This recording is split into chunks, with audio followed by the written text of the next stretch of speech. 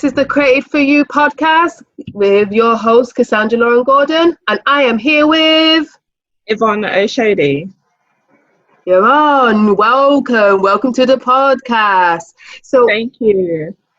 So what do you do? Well, I am a jewellery designer. Just started up my brand literally about a year ago, and got really into it I'd say about 6-8 months ago. So yeah, that's what I do. I design jewellery. I'm selling on Shopify at the moment and hoping to expand my channels of sales really soon. So look out for that. Okay. So what got the jewellery bug? What made you start? Because you say that you started quite recently.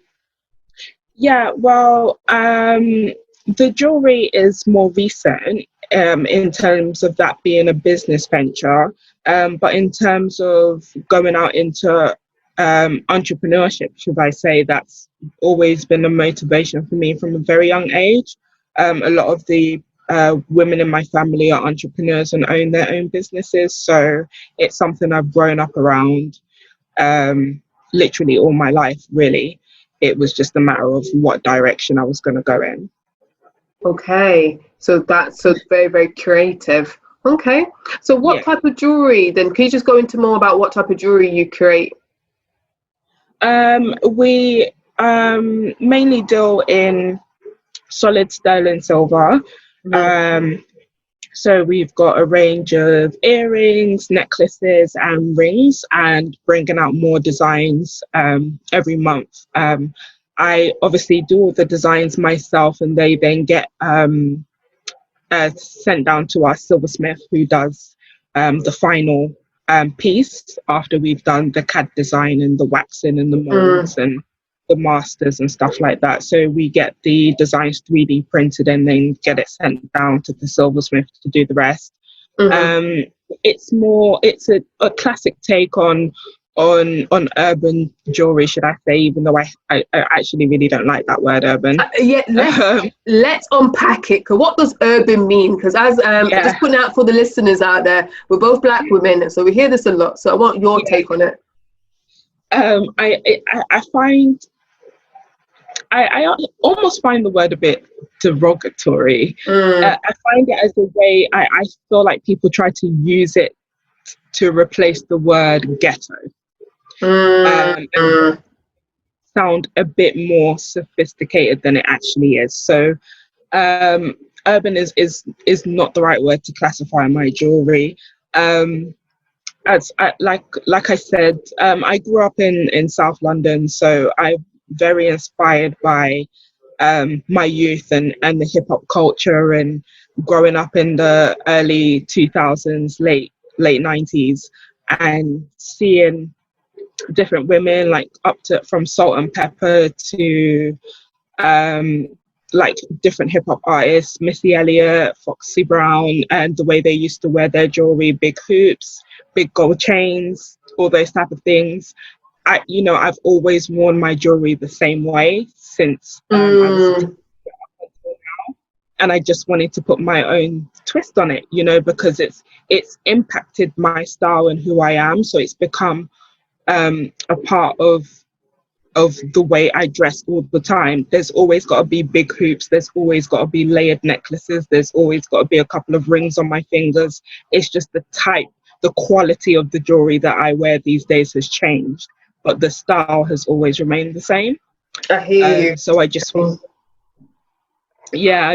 to have my own kind of take on that, and add a stamp to, what I feel it represents.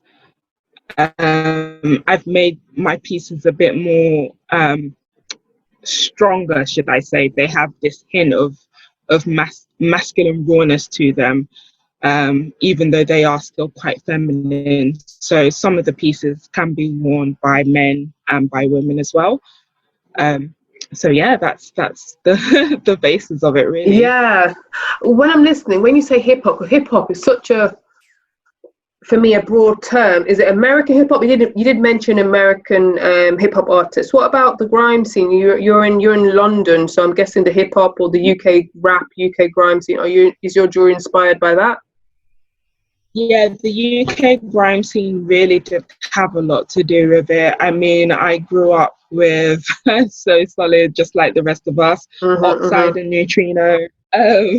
So, you know, and seeing the girls in So Solid with their trackies and slick down edges, you know, Lisa Mafia and Miss Dynamite and Mystique, like we were all, you know, around during that era, and our style, everything from our hair, what we wore, our trainers, our jewelry was all influenced. Literally, it's all influenced by music. This was before, you know, way before any type of social media was in place. So where we would look to get our style would be, you know, grime artists. It would be to music. It would be to, you know, watching MTV's Top 10 with Trevor Nelson. Yeah, kind of MTV Base. Yay. MTV Base, exactly. Yeah, so that's where we would all get our inspiration from, way before social media and way before the certain type of celebrities came along and think that they brought these trends, even though they didn't. So yeah, it's a mixture of both hip hop culture and grime culture. I feel like when it comes to those things, they always feed off of each other. And there's very similar traits in terms of fashion and style and even up until the flow of the music. So it's I can get inspiration from both aspects, really. Okay, great to hear. So when we're talking about the inspiration design, just in general as a jewelry designer, what does good design mean to you? I think good design is, I mean, it's kind of hard to say, you know, what good design is in general, but in terms of what it means to me, it's more just making sure that I don't forget myself and I don't forget the reason why I started this. I try very hard not to branch into the generic designs that I see when it comes to this type of jewelry. Could you describe that a little bit? Could you just talk about what you're trying not to do? So I'm trying not to do just the, you know, you'd see a lot of, because there's so many jewelry brands out there and they give the customers what they want. So you'd get a lot of nameplate jewelry and all those type of things. Although I do have some pieces that are reminiscent of nameplate jewelry, I try not to do to be too generic with it, if that makes sense. You've got the nameplate and you've got certain types of rings, and it's kind of hard to describe without actually giving you a visual.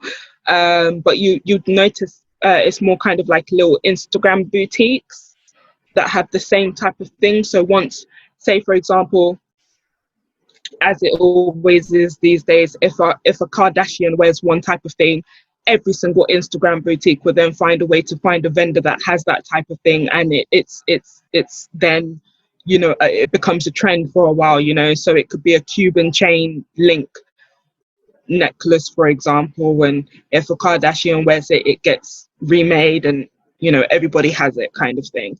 So I try to make sure that I have unique pieces. I stick to my designs. I try my best not to give into the pressure and think, oh no, this is what people want. This seems to be what's popular. Why don't you go down that route? I always want to make sure that I have my individuality, and I let that show through my designs. I don't want to go down the generic fast fashion route.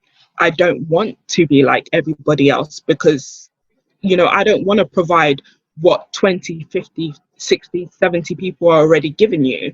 Let me give you something different that you can still be comfortable with, but it's you know, got more of an edge to it, if that makes sense. It's the same thing with a lot of brands. Like, it happens in fashion, you know, Topshop, H&M.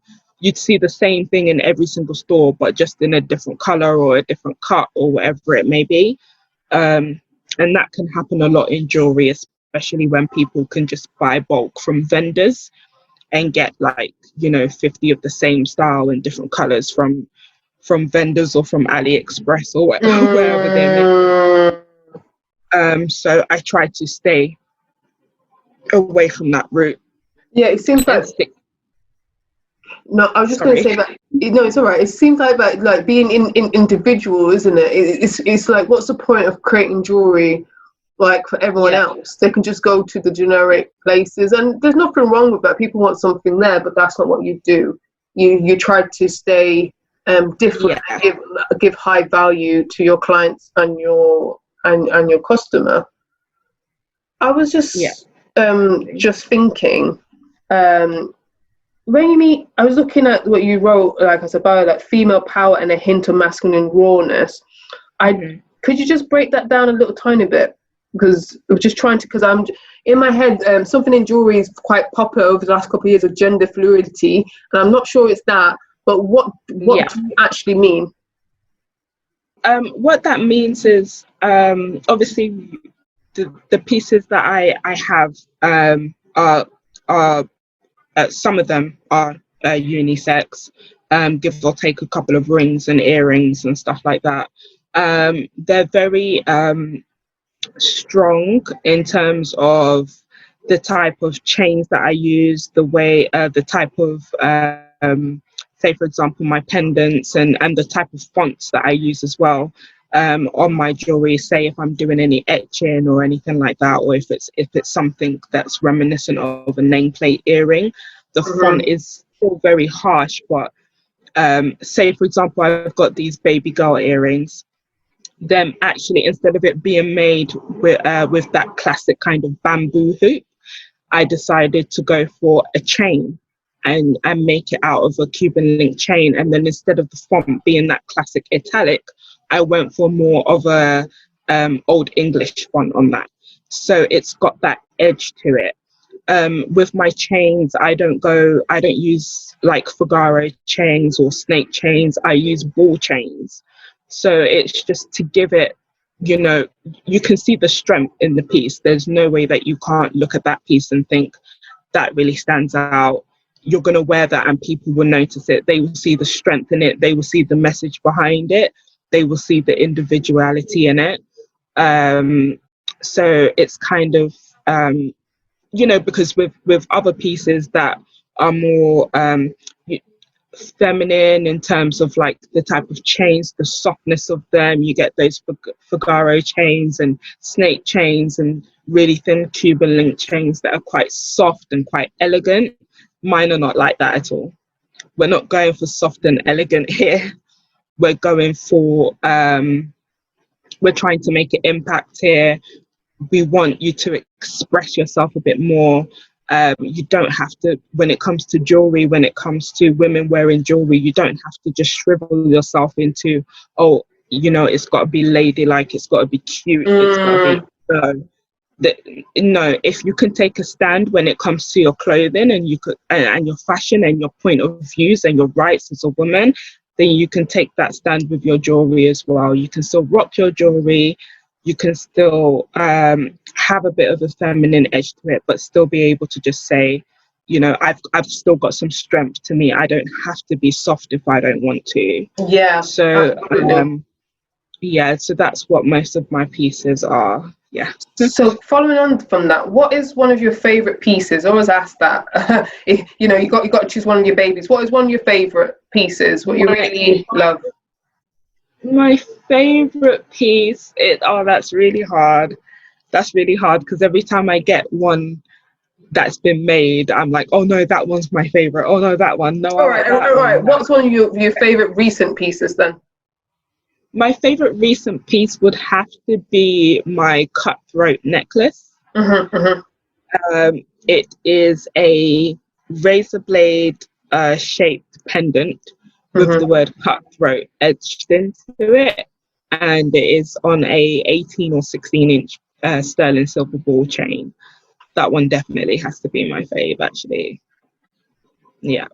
Okay. And what is one of your best sellers? What do people go and like or had very good reactions for? People like the old English initial pendants the most. Those are the ones that get the most inquiries, the most clicks on my website, and so far the most sales. Could you explain that? What pendant? The old English initial pendant. Yes, I see what you mean. Yeah, I just remind myself on your website. So it's like you can put your M or whatever. Okay, I get you. I understand. Okay, because exactly. it just goes into the personalization. Everyone wants something customized. So if it's like my name's a K, so it'd be like my name begins with a K. So if it's a K, it's like personal to me. It has a lot of meaning. So yeah, I see what you're saying. And the last thing I'm going to ask you is about how do you give really great customer service to your clients or your customers? In terms of customer service, I think the most important thing is communication and clarity. I'm a single machine here, just operating by myself with assistance from my partner from time to time. I think the most important thing is to be very clear and also communicate and respond in a decent amount of time, because you are still a small business and you want people to know that you actually care, especially when they are spending a certain amount of money. Even no matter how much money you're spending, if someone is investing time into your business, then you should take the time to care, because the business is literally an extension of you. So I always try my best to respond to emails on time. I don't really like leaving responses past the 24-hour mark. If anyone has an inquiry through, say, for example, if they come into my Instagram or onto my Depop or anything like that, I will always respond on time. Even if it's something I can't provide, I won't then just ignore it because it's not something I do. I would still respond and be like, thank you for coming to me with this, but unfortunately, on and so forth. I'm also on my website, in terms of my products and descriptions of my products, I try to be as clear as I can, and let you know everything, every single detail about that product. It comes with this, it comes with that. This is going to be the lead time. They are made to order, so on and so forth. That way, you are completely clear on the expectations. Like, you have no random expectations of what my business can provide to you. It's all there, it's all clear, it's all very transparent. I was just saying, as you said, being clear and transparent is really important, and I think you outlined it, and being very responsive as well. I think you just highlighted, like, seeing how attentive you are, because some people, like, they trust like big companies, which is fair enough, but when it's your company and it's you can be very, very quick, you can be very attentive, and you can it's just you and the customer, you know what I mean? There's not like 10 different sales assistants there. I think that's very, very key. And I feel like your designs are beautiful. They're elegant and simple. I can, when I'm looking at them, I'm like, I can see the difference of like the different, the masculine and the feminine, and how you can style them. And it's not something what you always see, especially the lovely cutthroat one. It's not, something unique. So I can see that. So how do people connect with you? They see you and buy your lovely jewelry? I obviously, Instagram is my main point of contact in terms of really interacting with people. I try my best to respond to comments. So if anyone was to leave a comment, I would always interact. I would either like that comment or respond to them or something like that. So they know that, I appreciate the fact that they are taking an interest in my products and all of those type of things. So Instagram is my main point of promotion and sales and stuff like that. And then I've obviously got my my website, which is a Shopify store. So they're free to go onto there and purchase the items as well. I did used to be quite active on Depop, but since lockdown, I've kind of stepped away from that platform. Why is that? So I'm not. How is it on Depop? Because some people say to go on it, and I don't know if other jewelers, they find it useful or not. How has it worked for you firsthand? Yeah, I mean, with Depop, it's a great selling platform. Don't get me wrong. Like, you really build your following up quite quickly, much quicker than Instagram, in fact. And Depop gives sellers the opportunity to really showcase their pieces. I just didn't really like how restricted I was in terms of just the platform and not being able to change things and add more photos and be a bit more creative like I am with my website. So that's why I kind of just drifted away from Depop, just so I could do a bit more visually. It's almost like being on, on eBay or on Amazon. There's not really much you can do visually because it's their platform. So if you really want to showcase your pieces and be a bit more creative and do more visual things with your pieces and with your brand, you might want to just, try to do that on your own website. Absolutely. Yeah, I understand working with stockists, they have their restrictions because they want to keep you uniform for their thing. And you have to do what's right for you and your brand. Well, thank you, Yvonne. This has been delightful. I'm so glad that you tried to create great jewelry and tried to create jewelry with excellence, and you really know your customer base, who likes what you like and how to connect with them. So I just hope that lots of more people buy your jewelry and see what you do. And it's all handmade in the UK. I think it in Hatton Garden, right? The jewelry quarter. Yes, So thank you very much. And this is a Created for You podcast.